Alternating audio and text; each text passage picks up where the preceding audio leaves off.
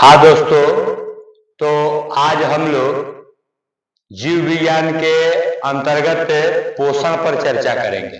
कल हम लोग जीव विज्ञान में सबसे पहले हम लोगों ने ये सीखा कि बायोलॉजी का अर्थ क्या होता है।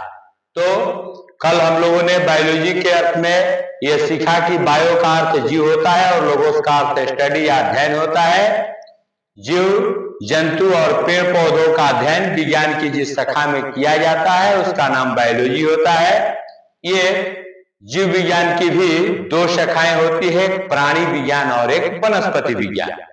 ठीक है, आज हम लोग पोषण के बारे में चर्चा करेंगे। पोषण क्या है, पोषण कितने तरह का होता है। तो पोषण पहले क्या है इसको हम लोग जानेंगे। ठीक है, तो पोषण वह विधि है, वह तरीका है जिसकी सहायता से जीव पोषक तत्वों को ग्रहण करता है, और ग्रहण ही नहीं करता है, ग्रहण करने के पश्चात उसका उपयोग करता है। तो पोषण वह प्रक्रिया है जिसमें जीव पोषक तत्वों को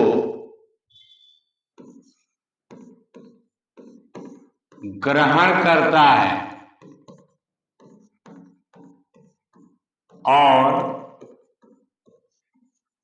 उसका उपयोग करता है।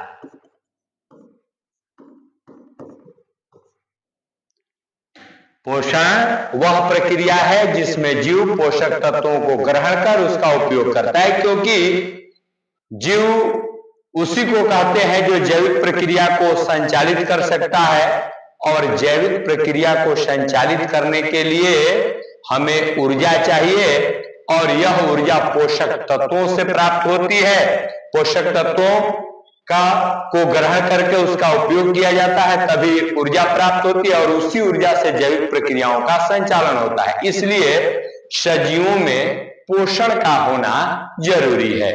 अब तो पोषण क्या है भाई? पोषण वह प्रक्रिया है जिसमें जीव पोषक तत्वों को ग्रहण करता है, और ग्रहण ही नहीं करता उसका उपयोग भी करता है। ये पोषण दो तरह का होता है। एक होता है स्वपोषण और दूसरा होता है परपोषण। अब स्वपोषण क्या है भाई?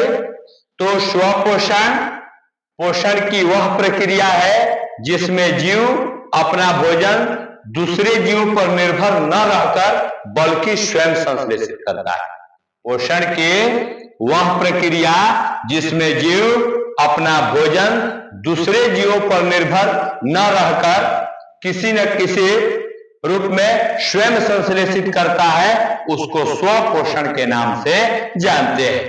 तो स्वपोषण वह प्रक्रिया है जिसमें जीव भोजन दूसरे जीवों पर निर्भर न रहकर स्वयं संश्लेषित करता है, उसको स्वपोषण कहते हैं। तो पोषण की वह प्रक्रिया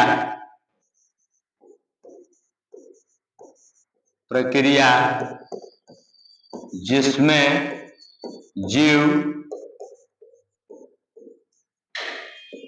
दूसरे जीवों पर निर्भर न रहकर बल्कि अपना भोजन स्वयं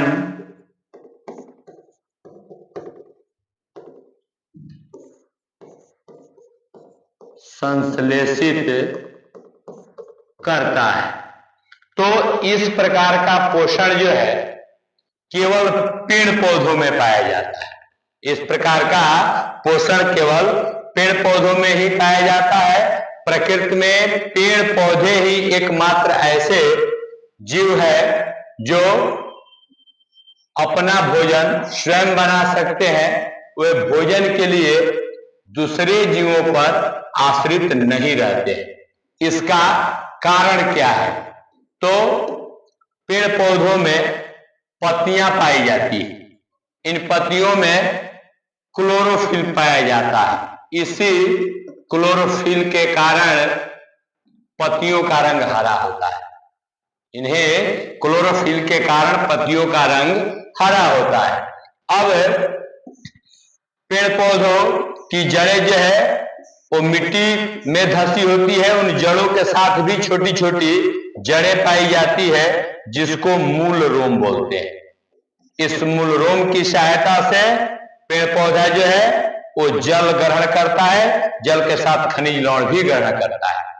और ये पेड़ पौधा वायुमंडल से CO2 ग्रहण करता है, जमीन से जल ग्रहण करता है और क्लोरोफिल की उपस्थिति में सूर्य के, और इसके लिए सूर्य के प्रकाश की भी आवश्यकता होती है।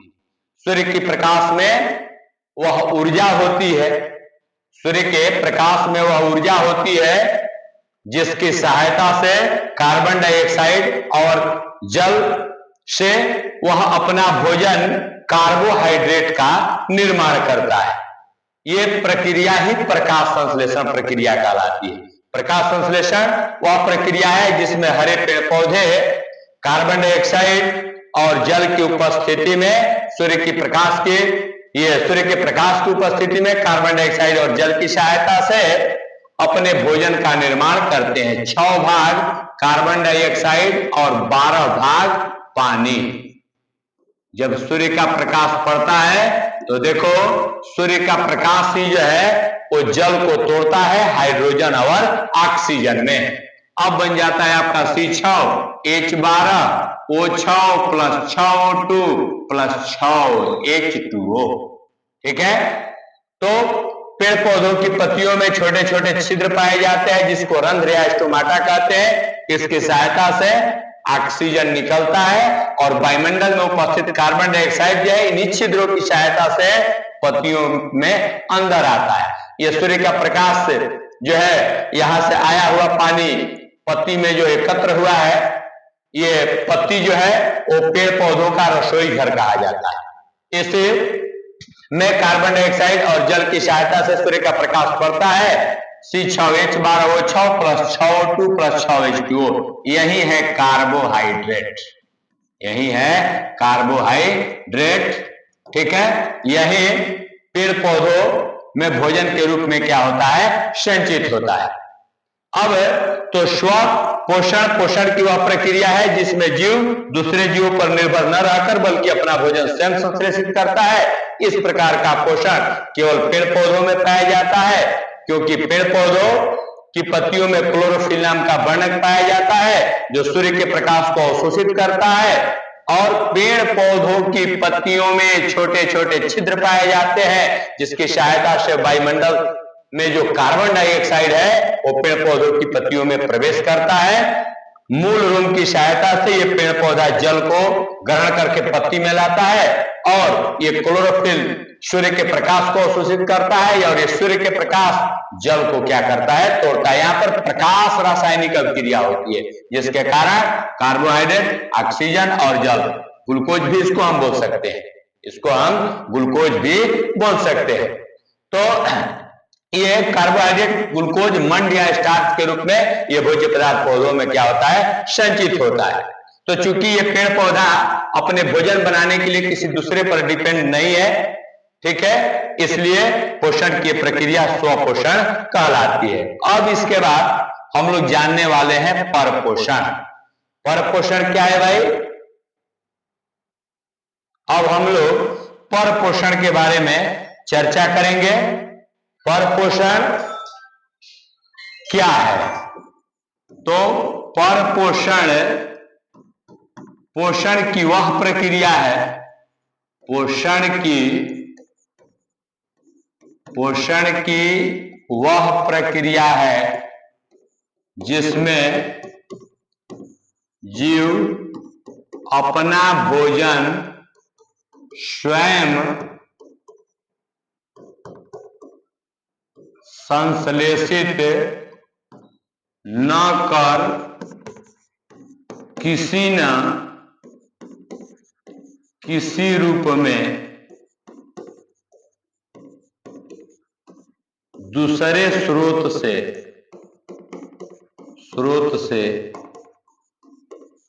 प्राप्त करता है। यानी परपोषण पोषण की वह प्रक्रिया है जिसमें जीव अपना भोजन स्वयं संश्लेषित न कर किसी न किसी रूप में दूसरे स्रोत से क्या करता है, प्राप्त करता है। अब स्वपोषण और परपोषण में मूल अंतर क्या है? स्वपोषण और परपोषण में मूल अंतर क्या है? स्वपोषण में सरल अकार्बनिक अणु जटिल कार्बनिक अणु में बदल जाता है। स्वपोषण में सरल अकार्बनिक अणु जो है वो जटिल कार्बनिक अणु में बदल जाता है और परपोषण में जटिल कार्बनिक अणु जो है वो सरल अकार्बनिक अणु में बदल जाता है। तो स्वपोषण और परपोषण में सबसे बड़ा अंतर ये है कि स्वपोषण में सरल अकार्बनिक अणु से जटिल कार्बनिक अणु का संश्लेषण होता है, लेकिन परपोषण में ये जटिल कार्बनिक अणु से सरल कार्बनिक अणु में क्या होता है, संश्लेषण हो जाता है। अब परपोषण में अलग अलग प्रकार होते हैं। परपोषण में अलग अलग प्रकार होते हैं। जैसे परपोषण में होता है मृत जीवी पोषण, मृत जीवी पोषण।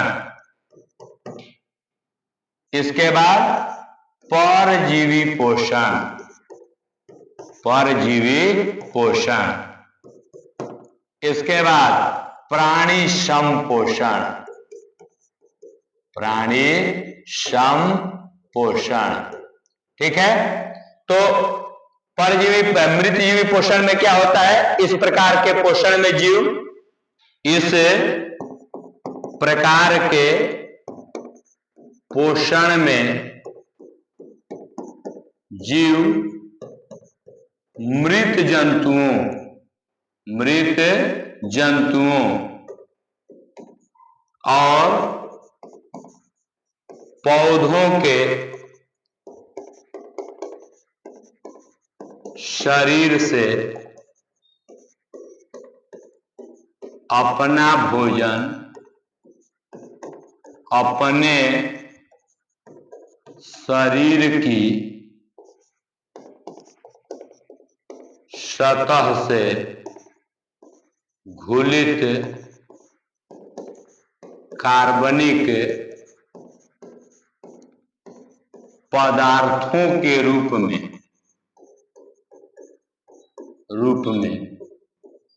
अवशोषित करते हैं। यानी परपोषण पोषण की वह प्रक्रिया है जिसमें जीव अपना भोजन स्वयं संश्लेषित नहीं करते हैं। उन्हें अपना भोजन अपने बनाने की क्षमता नहीं है। वो अपने भोजन के लिए किसी न किसी रूप में दूसरे स्रोत पर निर्भर करते हैं या दूसरे स्रोत से ही अपने भोजन को प्राप्त करते हैं। अब परपोषण में भी अलग अलग प्रकार होते हैं। फर्स्ट होता है मृतजीवी, सेकंड होता है परजीवी और थर्ड होता है प्राणी संपोषण। मृतजीवी पोषण क्या है भाई? तो मृतजीवी पोषण की वह प्रक्रिया है जिसमें जीव मृत जंतुओं और पौधों के शरीर से अपना भोजन अपने शरीर की सतह से घुलित कार्बनिक पदार्थों के रूप में अवशोषित करते हैं। यानी मृत जंतुओं और पौधों के शरीर से जो अपना भोजन प्राप्त कर लेते हैं उन्हीं का नाम है मृतजीवी पोषण। ठीक है, ये पोषण की वह प्रक्रिया है जिसमें जीव मृत जंतुओं और पौधों के शरीर से अपना भोजन अपने शरीर की सतह से घुलित कार्बनिक पदार्थों के रूप में अवशोषित करते हैं। अब इस प्रकार का पोषण किसमें होता है? तो इस प्रकार का पोषण का उदाहरण है कवक है, बैक्टीरिया है, प्रोटोजोआ है, ये ऐसे जीव है जो मरे हुए जंतु और पौधों के शरीर से अपना भोजन ग्रहण करते हैं। मृत जीवी पोषण का होना भी प्रकृति में बहुत जरूरी है। यदि पेड़ पौधे नष्ट हो जाते हैं, पेड़ पौधे सूख जाते हैं, सूख जाने के बाद उनका विघटन होता है, तो विघटन करने वाले यही बैक्टीरिया है जो उसको अपघटित कर देते हैं। अपघटित करके उसको ये मिट्टी में मिला देते हैं। इसलिए मृत जीवी पोषण का प्रकृति में बहुत बड़ा महत्व है। मृत जीवी का दूसरा नाम अपघटक भी है, क्योंकि ये अपघटित करने का काम करते हैं। कोई जीव जंतु ही मर जाता है तो कुछ टाइम के बाद हम देखते हैं कि उसके ठोस तत्व जो है कुछ मिट्टी में मिल जाते हैं, गैसीय तत्व वायुमंडल में चले जाते हैं, कुछ अपघटक द्वारा उसको भोजन के रूप में ग्रहण कर लिया जाता है। इस तरह से उसको पुनः जो है वो प्रकृति में मिला देने का काम करते हैं। तो मृतजीवी पोषण का प्रकृति में बहुत बड़ा महत्व है। मृतजीवी का ही दूसरा नाम अपघटक है। अब इसके बाद हम बात करेंगे परजीवी पोषण। ठीक है, तो परजीवी पोषण क्या है भाई? पोषण की वह प्रक्रिया है जिसमें जीव दूसरे प्राणी के संपर्क में, अस्थायी या अस्थायी रूप से रह करके अपना भोजन प्राप्त करता है। तो इस प्रकार के पोषण में जीव अस्थायी या अस्थायी रूप से दूसरे प्राणी के संपर्क में रहकर अपना भोजन ग्रहण करता है। इसको परजीवी पोषण के नाम से जानते हैं। अब जिस जीव के शरीर से परजीवी अपना भोजन प्राप्त करता है उसे पोषी कहते हैं। जिस जीव के शरीर से परजीवी अपना भोजन प्राप्त करता है उसे पोषी कहते हैं। अब परजीवी पोषण में उदाहरण बहुत सारा हो जाएगा। आप अमरबेल का नाम सुने होंगे। अमरबेल है, एंटमीबा हिस्टोलिका है, टेप वर्म है, हुक वर्म है। ठीक है, इन सब में परजीवी पोषण पाया जाता है। मलेरिया परजीवी भी जो है वो परजीवी पोषण का ही उदाहरण। अमरबेल सामान्यतः बहुत जगहों पर देखे होंगे, जैसे बैरोड का जो पेड़ होता है, अन्य पेड़ भी होते हैं, उसमें पीले पीले रंग का बिना जड़ ओढ़ का यदि किसी पौधे पर हम फेंक देते हैं तो पूरे पौधे को वो चारों तरफ से क्या करता है, घेर लेता है और इतनी तेजी से वो वृद्धि करता है कि कुछ टाइम के बाद जो है उस पौधे के अस्तित्व को खतरे में डाल देता है। उसका नाम है अमरबेल। ठीक है, तो ये परजीवी के क्या है, उदाहरण है। अब हम लोग प्राणी संपोषण के बारे में बात करेंगे। तो इस प्रकार के पोषण में जीव ठोस या तरल दोनों रूप में जंतुओं के भोजन ग्रहण करने की विधि द्वारा अपना भोजन ग्रहण करते हैं। माने प्राणी संपोषण में ठोस और तरल दोनों रूप में भोजन ग्रहण किया जा सकता है। जैसे जंतु भोजन ग्रहण करते हैं, जैसे जंतु भोजन को ग्रहण करते हैं, उसी तरह ठोस या तरल रूप में जंतुओं के भोजन ग्रहण करने की विधि द्वारा भोजन ग्रहण करने का जो ये तरीका है उसको प्राणी संपोषण के नाम से जानते हैं। यानी वैसा पोषण जिसमें जीव अपना भोजन ठोस या तरल रूप में जंतुओं के भोजन ग्रहण करने की विधि द्वारा ग्रहण करते हैं। पोषण की यह प्रक्रिया प्राणी संपोषण कहलाती है। प्राणी संपोषण में मेढक आ जाएगा, अमीबा आ जाएगा और मनुष्य आ जाएगा। ये तीनों जो है, ये तीनों प्राणी संपोषण प्रक्रिया द्वारा अपने भोजन को ग्रहण करते हैं।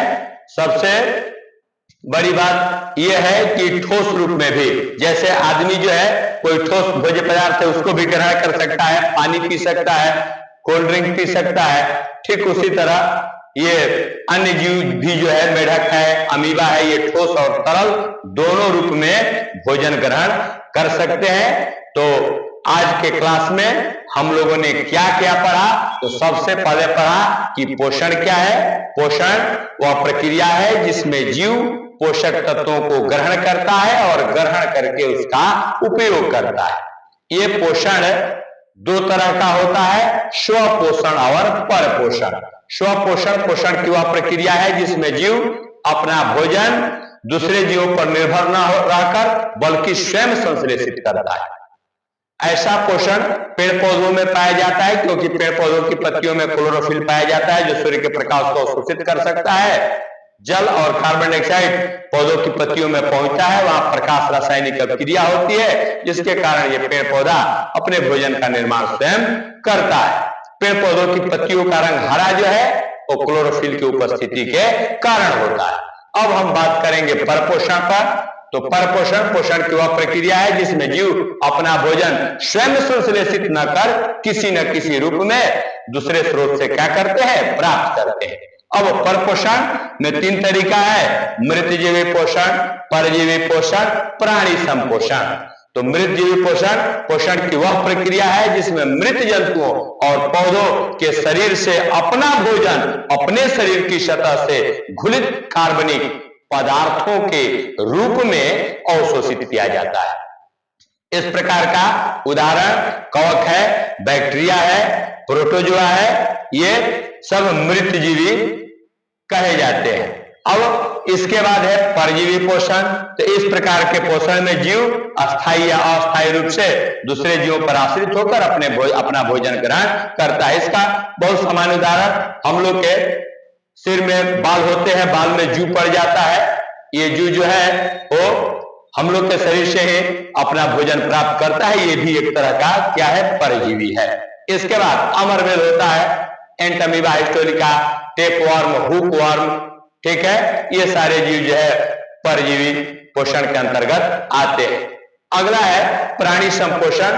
प्राणी संपोषण पोषण की वह प्रक्रिया है जिसमें जीव अपना भोजन ठोस या तरल दोनों रूप में जंतुओं के भोजन ग्रहण करने की विधि द्वारा ग्रहण करते हैं। इस प्रकार का उदाहरण मेढक, अमीबा और मनुष्य है।